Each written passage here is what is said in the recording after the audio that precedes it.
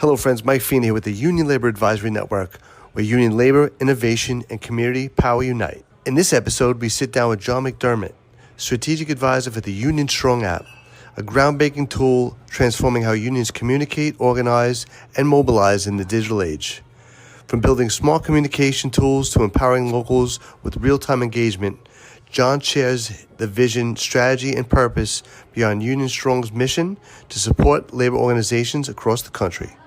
Whether you're a labor leader, organizer, or member, the conversation is packed with insight on how technology is helping unions stay strong, connected, and prepared for the future. Don't miss it. This is the digital revolution of the labor movement, and it's only getting started. Hello, friends, and welcome to the Union Labor Advisory Network. I'm Mike Fina. Today, I'm extremely proud and privileged to be with John McDermott, Strategic Advisor for UnionStrong, today to learn a little bit more about his background, history, and experience, what he's doing today. And I'm really excited to sit down with you because there's so many similarities, there's so much work that we're doing collectively, and just thank you for being here. It's a great pleasure. I've been looking forward to it. I was racking my brain the other day trying to figure out how you and I have actually never met. I know. Before a couple of months ago. Exactly. We're doing the same work with a lot of the same partners, and anyway, so it's delightful to be here, and thanks for making the time. Yeah. So for the viewers, John, could you give us a little bit about your background, because it is very labor centric, and you know the work that you've been doing with communities, economic development. I'm not going to steal your thunder, but for the audience, maybe you can relay. Just background. I'm a Queens boy from born and bred in Flushing. Okay. Come from a long line of very difficult people, right? A lot of agitators, a lot of union folks, a lot of political activism. So that was always kind of in the water when we were growing up. Early days, I spent a couple of years as a taper. I still have that skill. Which is interesting. DC9? What's that? No, we were not unionized. We were doing mostly residential out in Nassau. Okay. So that's it was not unionized. But anyway, my father was a Teamster official, so always had that language in my ear, and ended up drifting into politics and did some work with the unions, and then through a mentor and friend of the family, a guy by the name of Chick Donahue, who was the political director first for the Sandhogs and then for the municipal Teamsters, got into political campaigning. And that really was I strongly recommend, if there's anyone who has an interest in learning about civics or how things work or communications or event planning or whatever, go do some political campaigning. The things you have to learn are pretty extraordinary. So I did that for a number of years. But that really instilled in me an intense desire. The only job I really wanted was as a labor union political director. So some people want to be firefighters, or they want to be, cure cancer, but I wanted to be a political director. And after a couple of years of trying, I worked with a group, Local 144 SEIU, who at the time were hotel, hospital, nursing, and amalgam local, 35,000 members. We also had a civil service division. So for a good couple of years, I was the political director, but also with a hand in member services, community outreach. And it was a terrific job. The people running the place were absolutely crazy. And after a monster strike, I think it was the longest and largest healthcare strike in New York history. We did 69 days in a row against the League of Voluntary Hospitals, and we lost the strike. And then we lost the local. We got trusteed, which probably, to be honest, should have happened. So it was broken up. A group went into 1199 SEIU, the healthcare section. The hotel doorman, I was trained and then worked as a benefits administrator for them for a few years, but it was just not my bag. And that group ended up joining the Hotel Trades Council. Okay. From there, after that, wondering what to do next, I was hired at the Consortium for Worker Education. And first as an executive assistant to the chairman, which nobody knew what the hell I did, including me. But then spent 20 years doing a whole host of different roles, but primarily creating training programs. So the CWE, Consortium Workers Education, is a 501c3 workforce intermediary is the phrase, funded by New York City and New York State, as well as grant funding. And John, was this affiliated or connected to, because I know, in the same building, part of the New York City Central Labor Council? So yes, technically CWE is the workforce development arm of the New York City Central Labor Council. Okay. And we worked hand in hand. Whoever is the CLC leadership has always been on the CWE board. And any affiliate of the Central Labor Council could apply to CWE for assistance, technical assistance, funding, staffing, content creation, curriculum creation, to enhance their training for either incoming workers or incumbents.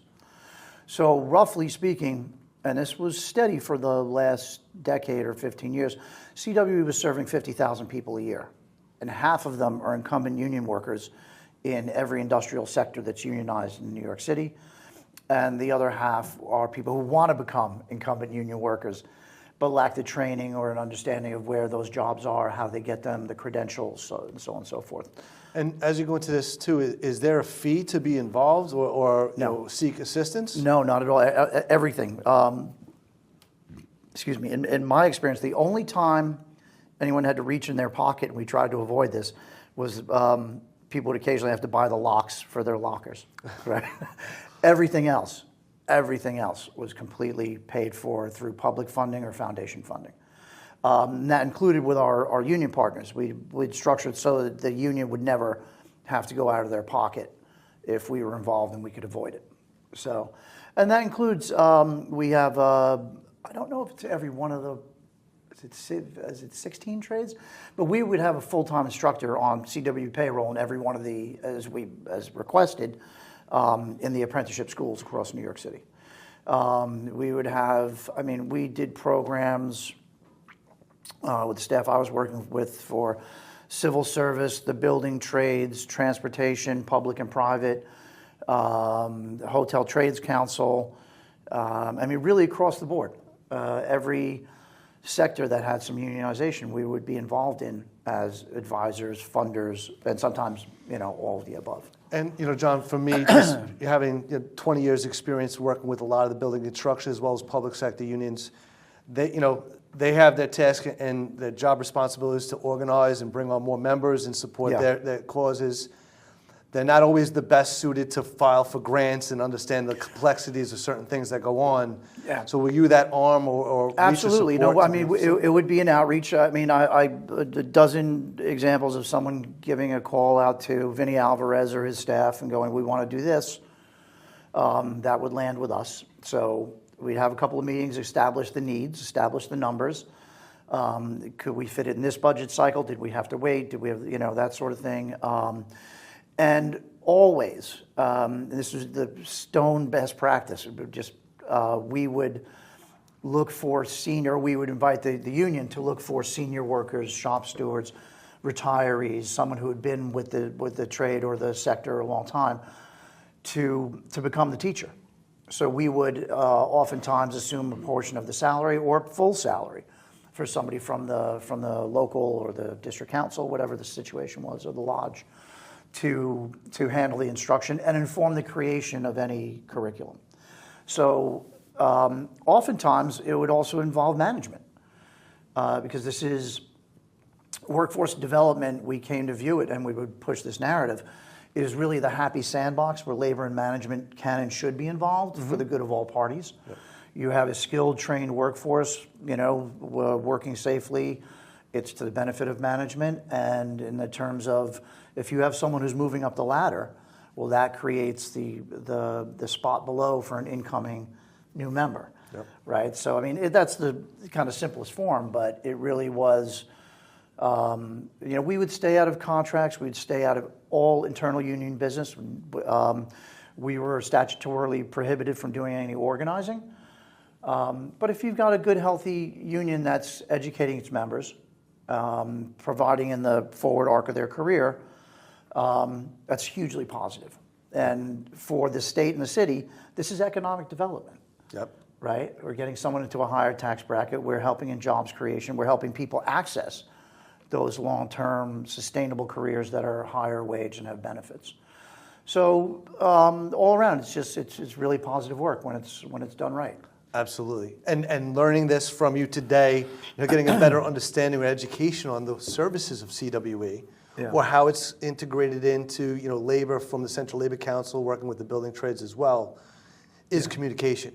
And how do we relay some of that communication to the communities, additional union organizations, to be able to support that economic development? Because, John, I see it, and I think you do as well, and we're going to a lot of different conferences, the resurgence or the real big push now on vocational career opportunities, as well as enhancing or educating that next generation on what these public career opportunities, public sector career opportunities could look like as well. There's a lot there, and absolutely, that was, it is such a strong need. I feel like you and I have parallel experiences here. We're working with, is it the Queens Nassau line that has kept us apart all these years, right?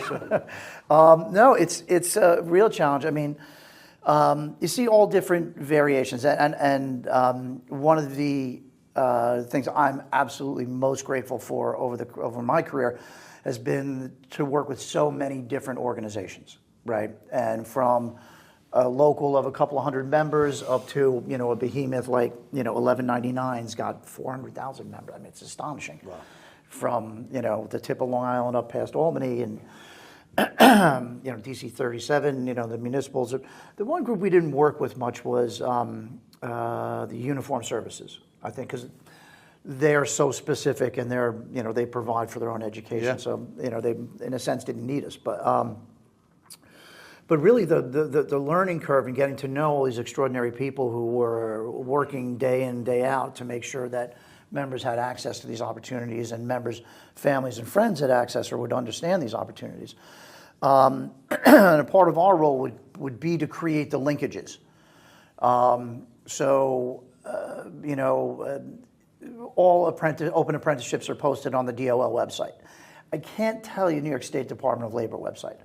I can't tell you how many people don't know that, or wouldn't know. Or a simple fact, and this is just a public view of the union movement, seems to always start with the trades because they are the most visible. They are, I would argue, the place where the difference between union and non-union compensation, safety, and benefits is some of the most profound. Yep. And people understand these are really good careers, right? Absolutely. And people don't know that, and I used to go, standing in a high school in the Bronx, up in Smith, for instance, right, just talking about the voc ed students, about how many different careers there are that are unionized, that they don't understand. And that differential in wage and benefit and representation and dignity, that's all available, whether it's, it was a back of the napkin study, as we say, but really talking to a bunch of folks about what's unionized and what's not in the context of representation. I would argue that for almost every career you can come up with, we've got a unionized equivalent, particularly here in New York City. That's just my experience. Yep. Let me limit myself here. Whether you're a doctor or a stock trader, an archaeologist, a historian, there's a New York City civil service astronomer.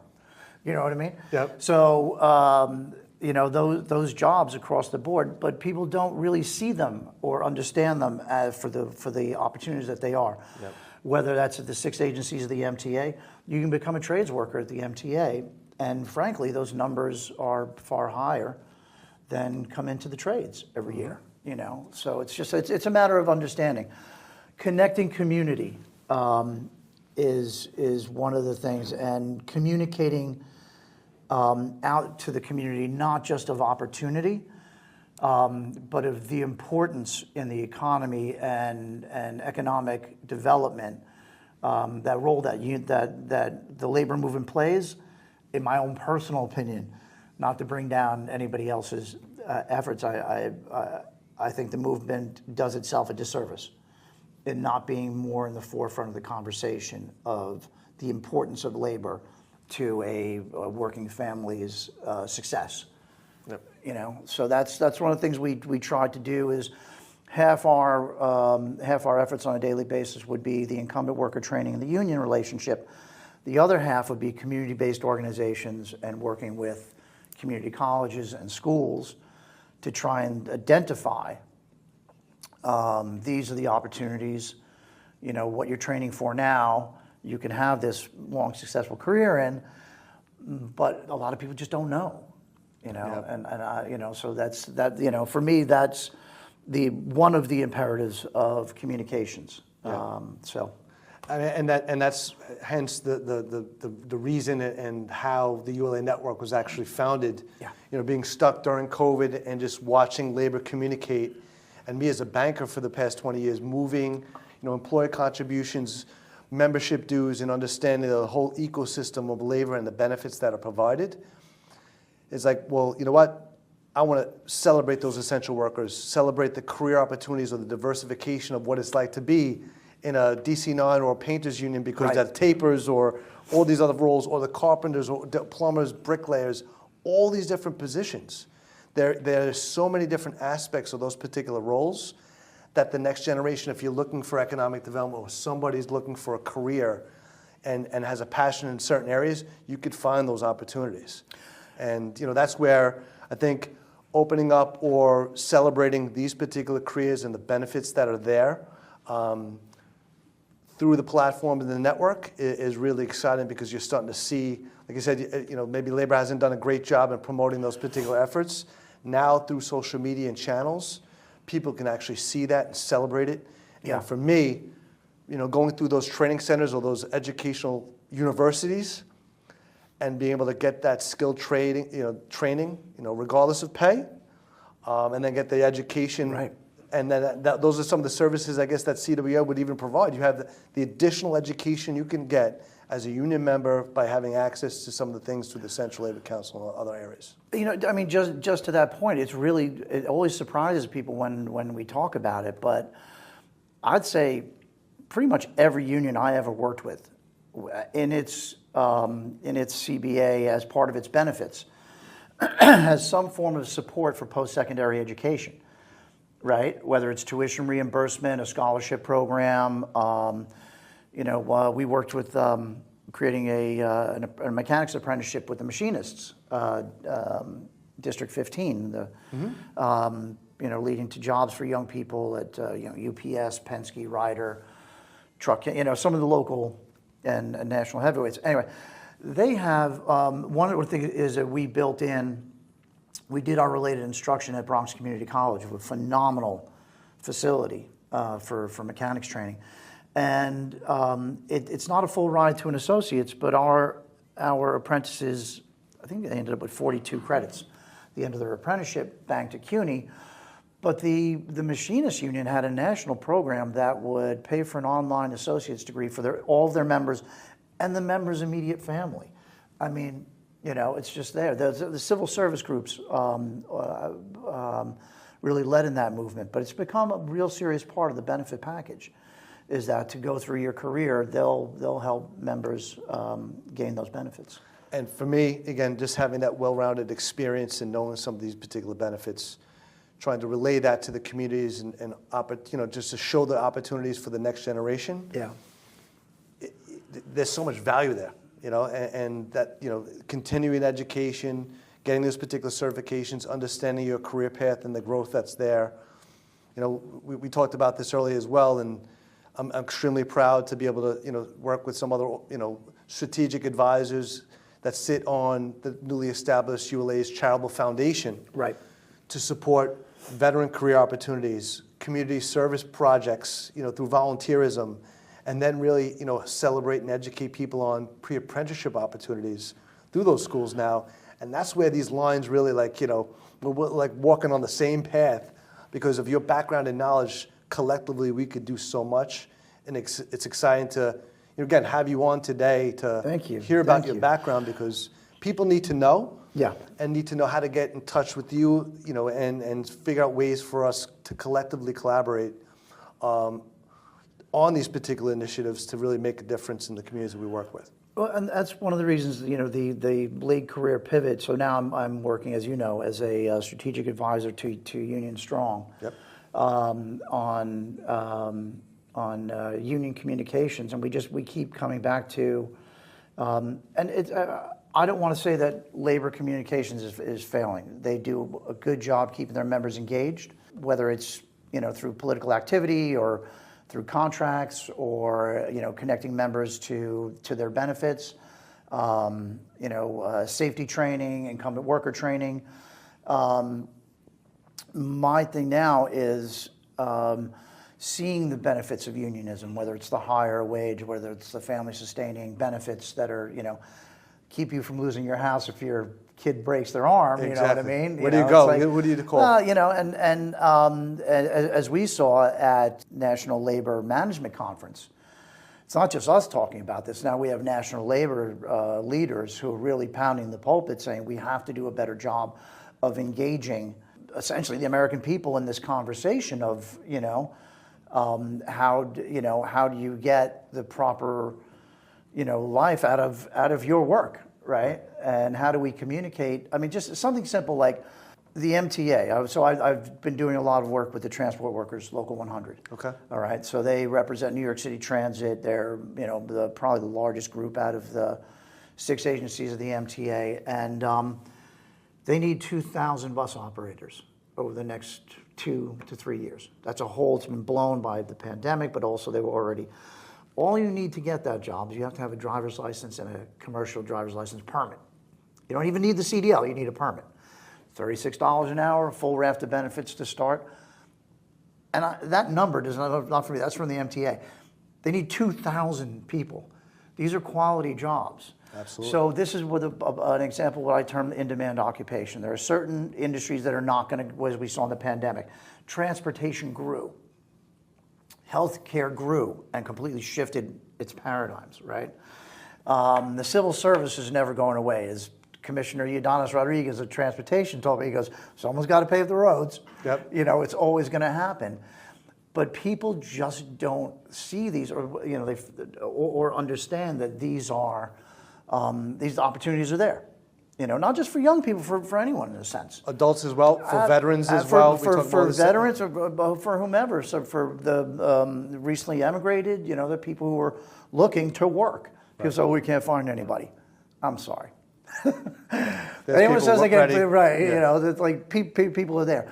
And that's one of the things where the discussions where we're having at UnionStrong is in a number of really important ways, how do we amplify labor's voice? How do we unify this so that unions are not just, in a sense, as they are rightly concerned with their own day-to-day, but then how do we putting the word out into the community writ large, whether it's through the schools or veterans groups or community-based organizations. The employment's here. And these jobs are going wanting, and I've got a dozen examples up my sleeve, that are, but people do focus on those apprenticeships because those are super quality. At the same time, there's lookalike employment there, whether it's in, data, or, driving or delivery. I had the head of HR for the Eastern District of UPS say to me, look, I need data people as well as couriers and mechanics. Absolutely. Yep. He said, this is a data game now, man. He said, when I came in, we needed wheels. It was either, the wheels or the wheels or, he goes, this is a really different era. Where do we find those people? Is it at our schools? But again, this is a role that if people hear organized labor putting out the opportunity, I think people's perception will change. A lot of people have a very dated, jaundiced view of organized labor. I believe so as well. There are a lot of union members who have a jaundiced view of organized labor. Just a quick piece. When I was still at SEIU, I was on a strike line at 1 in.morning, and I had a senior member too, a leader, complained to me about it was a benefits bill. He said, I pay $38 a month for my health care. And I said, no.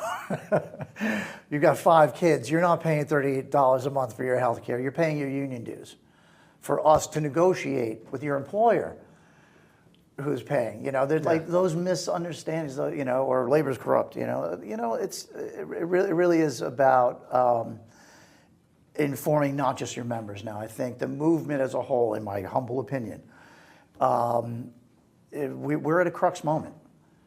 There's a lot of people out there in the working class going to get hurt. They're already hurting. They're going to get hurt more without veering into politics. Just the nature of the moment, the ascendancy of the corporate voice. I think this is an opportunity as well as a challenge of communicating labor's voice far more strongly in a more coordinated and coherent manner. And it's not just about the day-to-day. I think this has to be about economic justice and economic opportunity. So anyway, that's one of the reasons I was really delighted to meet the guys. I met them when I was still at CWE, and I'm like, oh man, this is powerful. How are we going to use this? Yeah. So, that sort of late in life pivot is really, I see, some folks are still using the fax machine. It's like we got to get on board. Absolutely. And so, I see these communications as absolutely imperative for not just the life of the movement, but for, to change the engagement with the general public. Well, John, with your background and understanding and being so well versed, you see the areas now, especially with technology, communications, and ways to utilize it or, enhance those particular operational expenses in different ways and then repurpose that for member benefits and educating those communities on these particular rich career opportunities that could be had, through communication, really. We talked about the DOL, New York City Department of Labor. You could find those particular careers. The transparency is there. The salary arrangements are there. All the qualifications are there. And it's like, well, you just got to know. Well, I know you do a lot of work with high schools. I had it was a real wake-up call as to what's going on in terms of working with the high schools. So we worked with the machinists, and we founded this apprenticeship, registered at the New York State Department of Labor. And I'm meeting these kids and these teachers doing 2 years of auto body, and they're coming out with ASE credentials and really OSHA training, good shop work. The technology is only a year or two behind the marketplace, but they're doing a phenomenal job with these young people. Yeah. And they don't have driver's licenses. There's no driver's education. You know what I mean? It's like, I can't even think about getting you that job. When I talk to people, it's like the Port Authority of New York and New Jersey, any of their facilities, you can't work on the grounds without a driver's license. You can't even sell newspapers at Hudson News. You know what I mean? You have to have a driver's license. So we did a study with Jobs First NYC, who are youth employment folks, great folks. So I sat down with Carrie Fallhaber, and we just did a brief study. This is a huge part of the economy that is off limits to you if you don't have a driver's license. And it really does align with the deepest unionization. You know what I mean? Mm-hmm. Whether it's uniform services, whether it's construction, whether it's transportation, public, private, the example of working at the airlines or working at the airport. You can't. But New York City, in its wisdom, a dozen years ago or more during the Bloomberg administration, decided everybody's going to college. So we're doing away with voc ed. It's catastrophic. Absolutely. The facilities are there to train our young people. The employers are waiting for those young people to arrive. So it's a matter, again, of this is a place where the union movement can step in and act as the bridge, informationally in terms of resource, and bring those young people into the movement. Give them a little bit of indoctrination along the way. It doesn't hurt. But it's it's one of the many places where I see that. Given the environment, and also in defense of labor, this is not reflexive. This is not necessarily their role, right? They're chartered to represent the members, look after the members, preserve the members, so negotiate, and so on and so forth. But maybe this is a time, and absent other structures, this is I'll give you one more example on a wrinkle on that, and this is the teachers that I've met with at Co-op Tech, which you've been to, right, and all the CTE schools in New York City. I actually work with the United Federation of Teachers to get those people engaged and the opportunities out because the bureaucracy of the DOE is so intense that you can have 9 meetings, get one thing done, and the next time you go back, it's a whole different cast of characters, you know what I mean? I go through the union movement to get these things accomplished, because my friends at the UFT, they know exactly who to light up, who to engage, and who to put in the room. And it's just one of those things where you find that the movement has this reflexive power. It's just a matter of sort of, it's latent.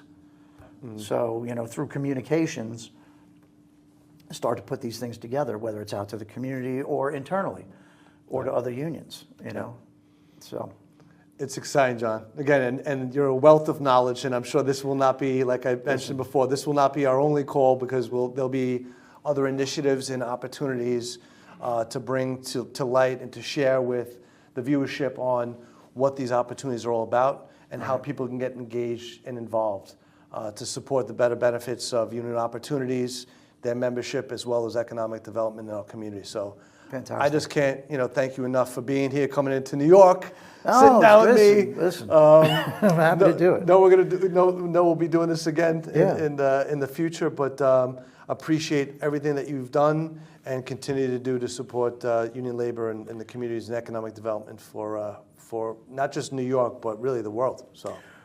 Well, thank you, and it's a tremendous opportunity. I'm enjoying it immensely. We've been building on a series of engagements with our union leadership partners to not just sit around and say what we know, but find out what they need. Yep. And if I can plug it, upcoming, we've got a really interesting event on May Day, which I'm totally looking forward to. Yep. At the International Center for Photography. It's a May Day celebration of union history and what do we need to do for union futures. So, and by the way, thanks for having me, because my family's tired of listening to me. Come on, you kidding me? Well, they're going to be able to hear all this right now. So, family, listen up to John McDermott. Yeah. Again, thanks for all that you do. We're looking forward to the May Day event as well. Same here, and, Mike. Thank you. Anything that you need, feel free to give me a call, and I appreciate your support and guidance as well. Just looking forward to working together, man. Thanks. This is terrific. All the best. All right, man. All right. Good. Got it, John. Thank you. All right. I'd like to thank all our sponsors for helping to build and promote the ULA network. It is because of you that we're able to support, educate, and promote informative content relevant to labor. Please subscribe, like, and share our channel and media. I'd like to thank you all for your support.